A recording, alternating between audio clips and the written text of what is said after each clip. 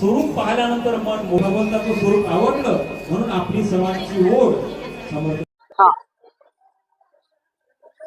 वाटोडा शिकलेश्वर येथील श्री संत गजानन महाराज देवस्थान येथे 148वा प्रगट दिन महोत्सव निमित्ताने संपूर्ण भाविकांनी सकाळपासून या ठिकाणी जे आहे दर्शनासाठी गर्दी केलेली आहे। मुकुटाचे दर्शन घेण्यासाठी संपूर्ण परिसरातील भाविक भक्तांनी सकाळपासून या ठिकाणी मोठ्या प्रमाणात गर्दी केल्याचे चित्र बघत आहे।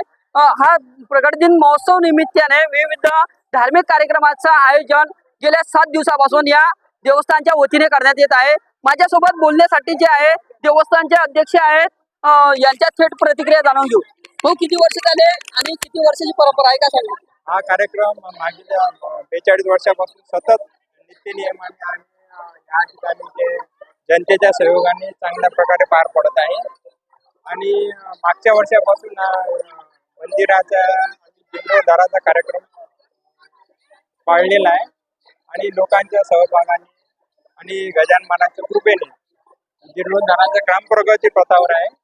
आणि यावेळेस लोकांचा खूप प्रतिसाद आहे, उत्स्फूर्त प्रतिसाद आहे। महाराजांच्या माऊलीच्या महाप्रसादासाठी सगळ्यांनी या ठिकाणी उपस्थिती दिलेली आहे आणि त्यामुळे मी सगळ्या गावकऱ्यांचे मी असे आभार मानतो की त्यांनी तन मन धनाने या ठिकाणी आम्हाला सहयोग करत आहे आणि भविष्यातही असे त्यांच्या सहयोग मिळेल अशी मी गजाननांना विनंती करतो। आणि गजानन महाराजांच्या कृपेने प्रसादाचा लाभ हा सगळेजण घेत आहे।